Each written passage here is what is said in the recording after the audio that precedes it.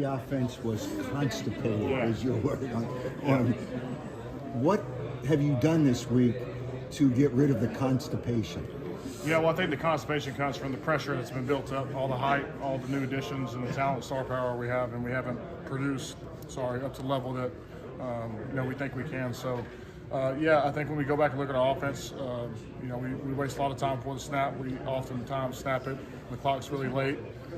So we would like to get that fixed, have a sense of urgency. Now, we did run some tempo against the Browns, so that's worked in our favor. But I think the fast start's what he's talking about. If we put some points up early, maybe we don't have to drag ass the rest of the game. Why are you late in the shot clock? Why do you think you're late?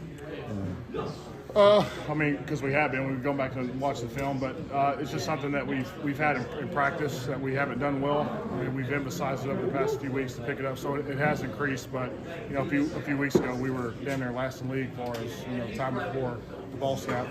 So that's something we got to improve on. And I guess the obvious disadvantage is that then defensive lines can time it where they know when to get off. I mean, is that the only? I mean, that's the main thing. The only thing? Yeah, that too, and I think just pushing the pace. I mean, it obviously hurts the defense where they can't get lined up. If they want to have all these packages, it's a lot more difficult to do it when you're in a hurry-up offense. So I think we did a better job of that this past week against the Browns. So, but like I said, a couple weeks earlier when we were evaluating, we were down there last in the league. So, how sustainable are you?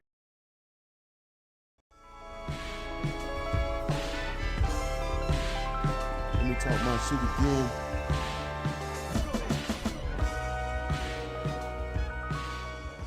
What it do, what it do, what it do. This is the Talk My Shit Again podcast. I'm your humbly hostile host, Cassius Cliff. If you have not liked, share, subscribe, please do that. Please, please, please. It's much appreciated. Thank you in advance. It goes a long way.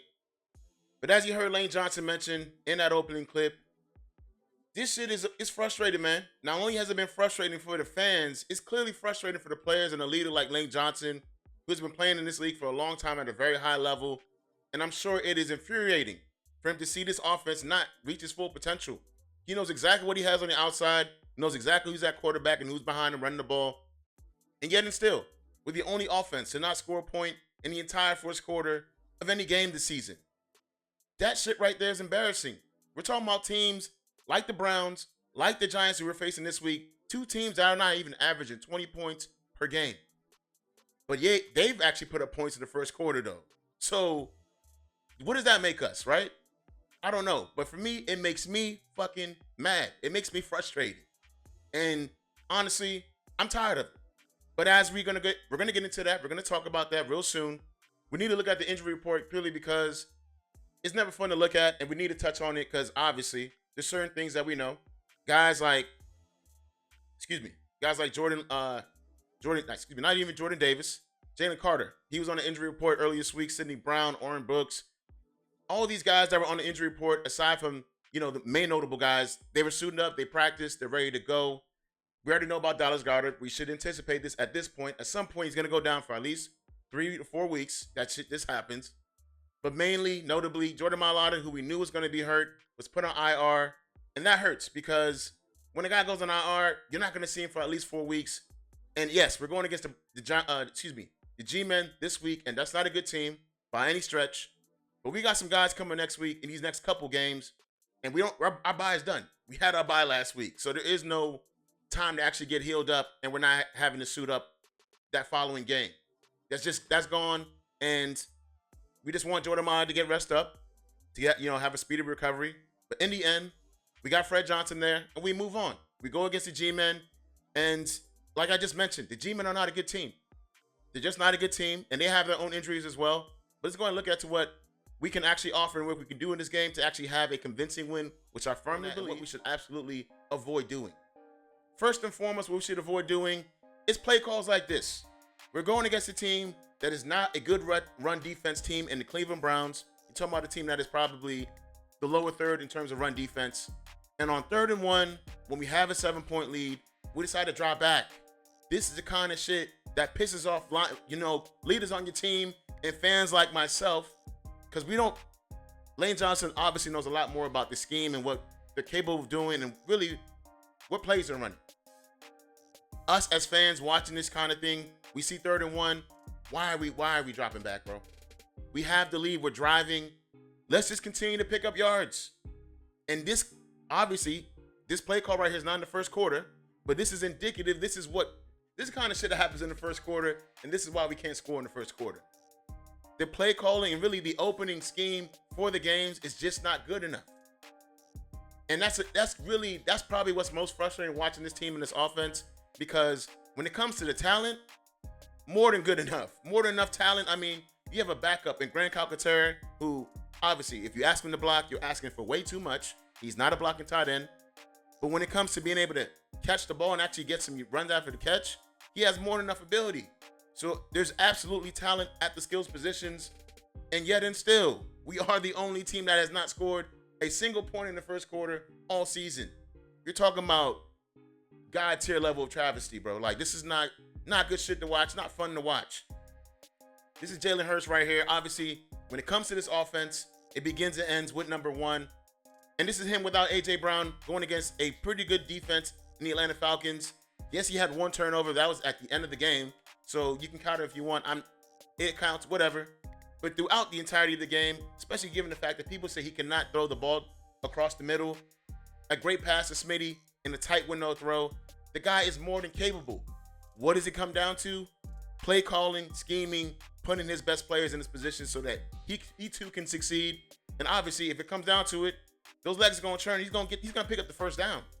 This is a guy that squats 600, and he reminds people he squats 600 virtually every time he runs the ball.